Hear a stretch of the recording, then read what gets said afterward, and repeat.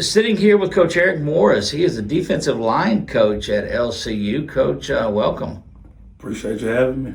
Look, not only that defensive line, but you handle a lot of the recruiting out of state too. I want to dive into that. What goes into, what's the involvement there for your recruiting side of it? Coach Ben kind of want to get into Texas a little bit. East Texas is one of my main areas, and going to work our way out to Dallas a little bit, and we're also going to try to get down in the I-10 corridor, Beaumont, the Orange area, even over into Houston a little bit. So there's some good football players in that area. That's a hotbed of talent there. As much as there is in Louisiana, I think that east corridor of Texas still does a lot of that as well.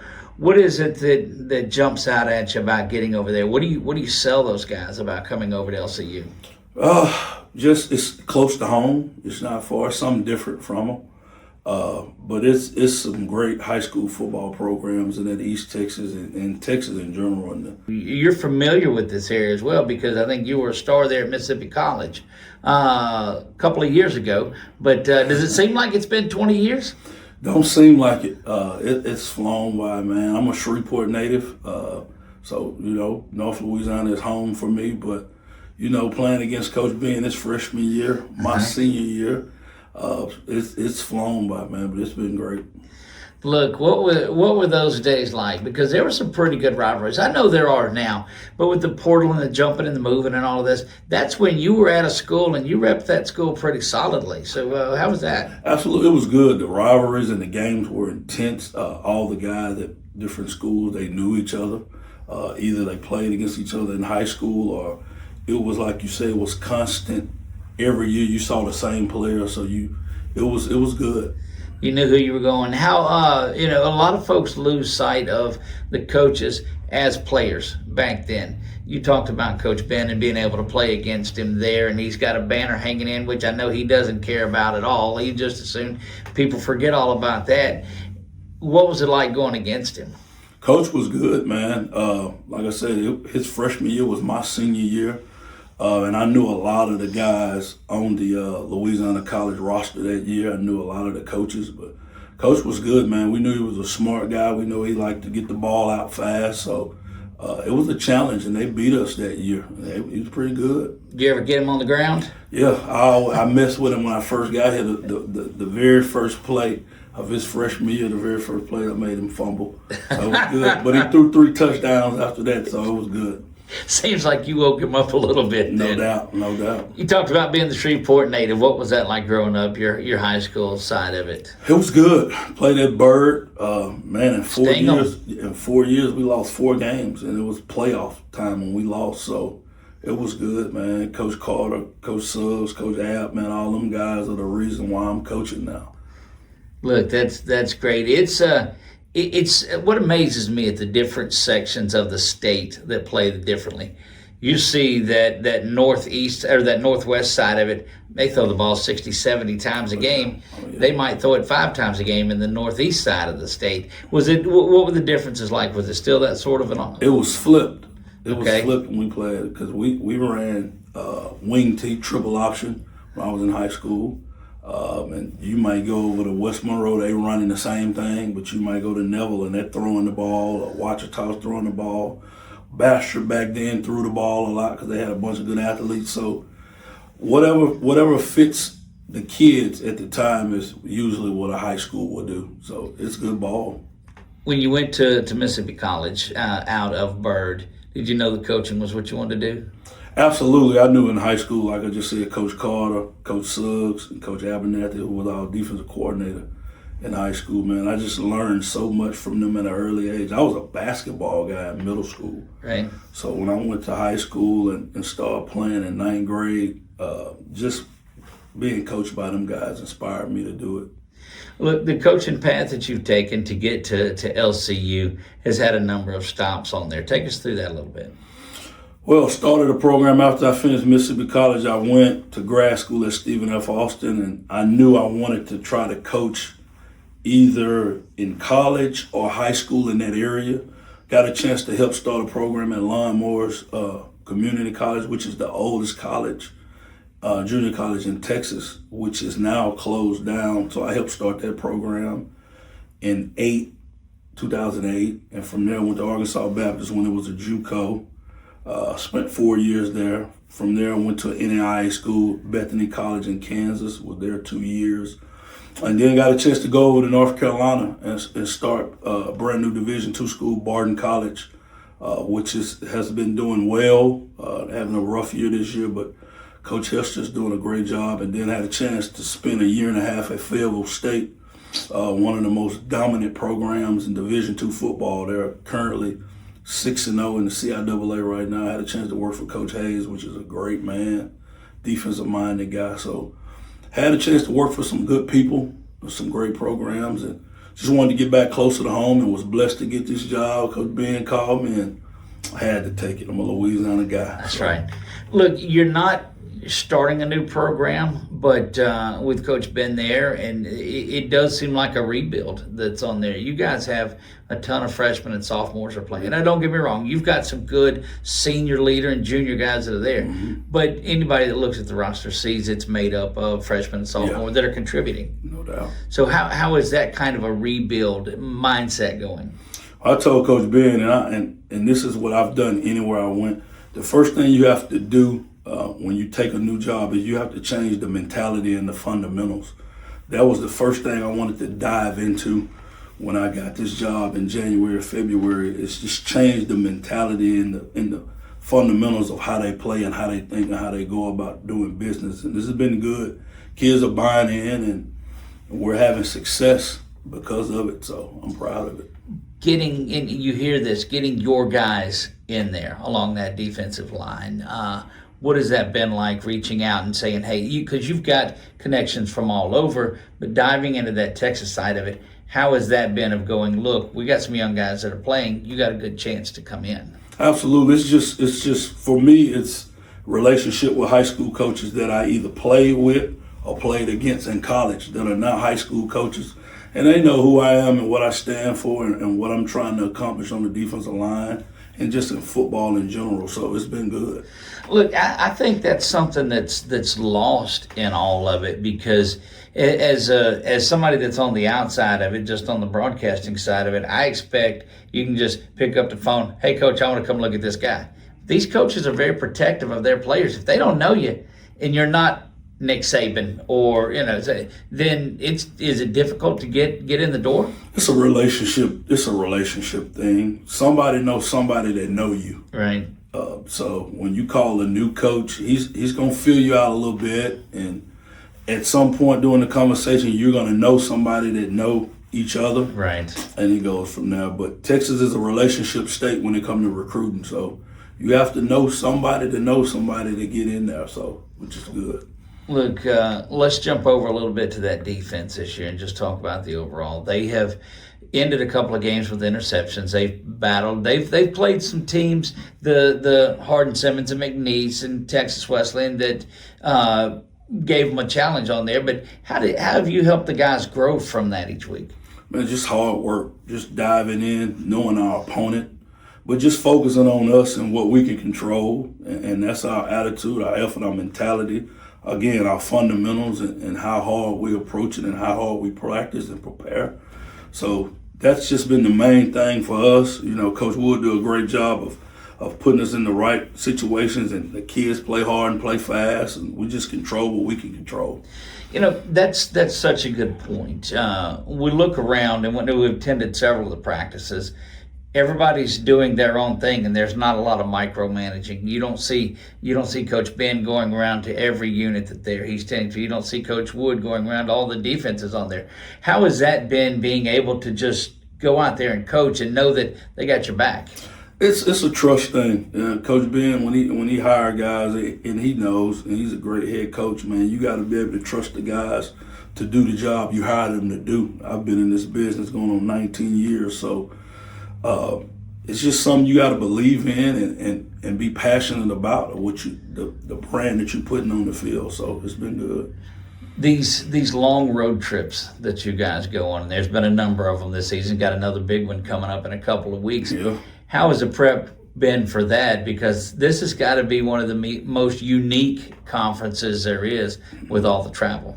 It comes with it. So, I talk to my guys a lot about just making the main thing, and just making memories on the trips, just enjoying it. A lot of guys have traveled to places they'll probably never see if they weren't playing football. So we make the main thing. It's a business trip, but you also enjoy it, and getting the win is even greater. So for those long trips.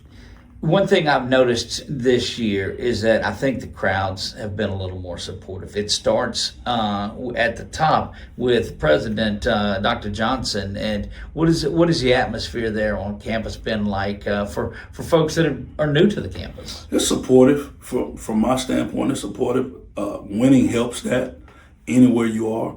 But it's supportive. Guys in the campus is rallying around all teams, really. And it's a good thing, man. It's a family atmosphere.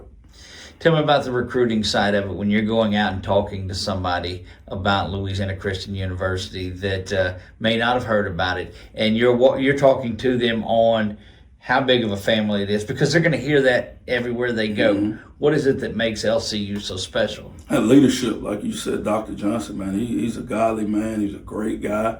Every time you see him, majority of the time his wife is with him. So it's just a good look from leadership on down. Our AD and our head coach, man, we got great people here. So we sell that. Of course, like old school back in the day, the people make the neighborhood, the people make the community, and the people make the college. So we have great people here. You talked about Dr. Johnson being a godly man. What part do you think faith plays in what you've done through the 20 years? It absolutely does, man. I'm a guy, 70-year-old grandma raised me, never knew my dad. Mom was kind of in and out. So, man, God has kind of walked me through my whole life since I was born. So when you defeat the odds that I've defeated, that's nothing but God. That's not man, that's God. So it's absolutely everything to me. Look, that's so important, because you're going to lose a lot of kids as soon as they come on campus. Their dream is to play college football. They're going to get out to a couple of college football practices and say, man, this isn't what I want to do at all. And so you end up, it's like you're almost recruiting twice within the season of who you can hang on to. How is that? No doubt. A lot of kids, have the dream of playing college football, which you should if you play high school ball. But I tell kids nowadays, only fun in college football is winning. It's a grind. So just know if you love football, you're going to stick through the grind. So it's a lot of kids find out they don't really love football. They just love what come with it. Well, that's just that's so huge, Coach Eric Morris. Thank you for taking time with us this morning to stop by here. It's been great, and I look forward to a lot of great success from that defense going forward, that defensive line, and the Cats. Appreciate you having me. Just seeing if a kid loves football is the main thing. So the stars don't matter. To the big school, that's a recruiting deal. That's a recruiting rating. Who got the highest recruiting class? Right. But for all level, we want kids that love football. When you get a kid on campus on there, they're not only, they've been that big fish in the pond wherever they've been at. Now they're in a team full of 100+ dudes that are out there, that everybody's been that big fish, but they've got to adjust to life away from home, doing their own laundry, getting their own food, all of these things. How do you guys go out and mentor these young men into becoming young adults? It's just a relationship, but what I kind of try to do in my room is I've been doing it for years, is I adopt a big brother program. I have an older guy, get a freshman, and that's your big brother. You may have 2, you may have 3. And it kind of helps them along the development off the field of in the dorm, finding a classroom where it is. So that has helped, and it kind of brings the young guys along faster. Do you think the intimacy of the LCU campus being in a smaller spot, that there's not a lot of outlying headache around, you think that helps a little bit? Absolutely. It's school and football, or school and whatever sport you're in, and everybody is helping each other. So if you lost on campus, somebody will grab you help you. So, but having a small setting is a good thing. You know, and we've seen the difference because we were out at Media Day, and you didn't necessarily. That was probably 3 weeks that they had been on campus. They hadn't been on long. You look at them now, and that cohesion is there, and they've got each other's back. I know you went out to the arcade not long ago, and everybody spent some time. How are those bonding trips going? It's good, man. The kids love each other. You can see the growth through the mid-year that they gotten closer. And you can tell, as Coach Ben was talking about this past week, when things got hard in the game, they gelled together. So it's there, and it'll continue to grow as we go into these last 2 games and go into the off season as well. Look, as somebody that's seen both sides of it, when you come down the hill now and you see those guys, as a coach, that's got to be way cooler than it was when you saw the players doing it when you were on Mississippi College. No doubt. It was a war then when we played LC, but now, man, just to see them kids come down the hill is awesome. Look, the work that you guys put in this season, I've seen has just been intense. There's been issues with the weather. There's been early morning practices, late morning practices. How do y'all keep everybody on a consistent schedule? Just making the main thing. We got a goal. You got obstacles. You just got to have laser focus and just keep it, again, make the main thing, and just keep your head down, keep grinding. You know, you've mentioned that a couple of times, of keeping the main thing, and that's important. So the Cats last year, 4-7 on the season. Certainly this year already better than that record, but had an opportunity necessarily to not be that way because the first of the season, there were some one-possession games. How have you seen the team grow from those pre-game, or the jamboree, whatever it was, the scrimmage beforehand, to where you are now? Just maturity. We got some guys that are in positions to be leaders on this team that have kind of taken this team by the tail and say, hey, we're going to do some things right, and they're gelling at the right time. So just maturity. When you get players that are able to contribute early on, Perkins has come on and done a great job. Absolutely. Offensively. You've got defensive guys that are doing that. But there's a clear leader out there defensively, and that's Jordan Oglesby. Absolutely. What kind of an impact does he bring to a defense? He's intense, and I love it. It means something to him. It matters to him. And he gets the guys on defense going in practice. If he feel like it's not the standard we want, he lets them know, and that's good. As a linebacker, you should do that. You're the quarterback of the defense, and I love it. We've talked to Coach York a couple of times, who anchors that offensive line, coaches that offensive line on there. How much do you two feed off of each other on what they bring offensively, what you bring on defense to tweak things to get ready for the next game? A lot. We were college teammates. Were you really? Yeah, he was a freshman my junior year. So we come from the same mold. So y'all both lost to Coach Ben. Yes. Ben. Okay, I'm just getting that for the record. He won. He beat Coach Ben one time, I think. But we feed off each other a lot, man. We both are intense guys, and it means something to us. We play the positions we coach, so we get after it. Look, that's a special bond I don't think that I knew before now. Right. And don't worry, we'll chop a lot of this up so nobody will ever know that I didn't know that ahead of time on there. But take me through that a little bit more. What has that been like? Because is this the first place you guys have worked together? Yes. Okay. And when you got the phone call and you said, hey, and you see Coach York over there, you're like, yeah, that's cool. That helped in my decision. When I knew he was here, it was easy. I had an opportunity to go a couple of FCS schools, a couple of D2 schools was calling. But when I knew he was here, it made it even easier for me to take the job. So that was a major reason why I took it. Who's more intense out on the field, you or him? Just depends on the day. It's probably the same level most days. Like I said, man, we both played the position, very successful at the position when we played. So this is how we both wired. When y'all were going good on good back at Mississippi College and you were there, was there some head-to-heads? Nah, he's a young buck, man. He was good, but he wasn't that good. I was the older guy. So he was one of the ones as upperclassmen we knew could come in and help us, though. He was a feisty little freshman. He wasn't scared. He wouldn't back down. So that's kind of where our bond started at then. Look, isn't that good, though? You talk about bringing these players on and mentoring them and big brothers. That's a bond like that you started 20 years ago that you never knew would foster into where it is today. And now you guys are back putting that spin on it. What do you see, or what do you tell kids about the kind of bonds that they're gonna develop playing side by side with They somebody? last a lifetime, man. You got guys that'll be in your wedding, or you might start a company with. You just never. It's so much great things come out of having good teammates and creating those memories and those bonds in college, man. So it'll take you through life, man. It really will. Look, that's incredible. You and I, when I've been over to the school, to the campus, I've seen you watching some video the other day, and you were talking about one of those special athletes you had coached before.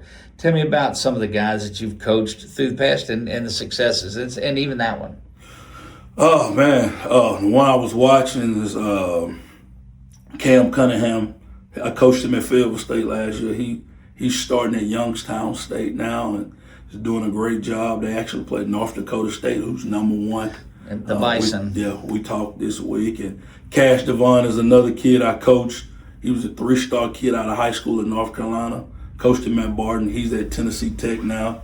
They're like the #7 ranked FCS team in the country. So I stay in contact with my old guys that have went up and keep them encouraged and just let them know I still love them. Look, that's good stuff. I want to touch on one more thing because you brought it up there, the stars.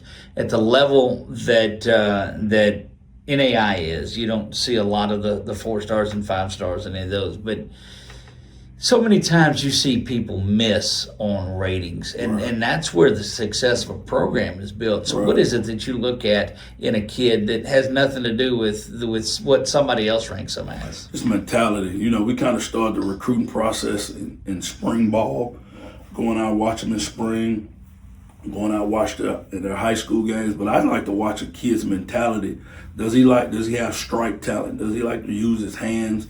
Do he rip off blocks? Do he run to the football? And I also like to watch how he interact with his teammates and his coaches. That tells you everything. So a lot of kids don't know I'm there. Some know I'm there. But just seeing if a kid loves football is the main thing. So the stars don't matter. To the big school, that's a recruiting deal. That's a recruiting rating. Who got the highest recruiting class? Right. But for all level, we want kids that love football. Look, that's so important because you're going to lose a lot of kids as soon as they come on campus. Their dream is to play college football. They're going to get out to a couple of college football practices and say, man, this isn't what I want to do at all. And so you end up, it's like you're almost recruiting twice within the season of who you can hang on to. How is that? No doubt. A lot of kids, have the dream of playing college football, which you should if you play high school ball. But I tell kids nowadays, only fun in college football is winning. It's a grind. So just know if you love football, you're going to stick through the grind. So it's a lot of kids find out they don't really love football. They just love what come with it. Well, that's just that's so huge, Coach Eric Morris. Thank you for taking time with us this morning to stop by here. It's been great, and I look forward to a lot of great success from that defense going forward, that defensive line, and the Cats. Appreciate you having me.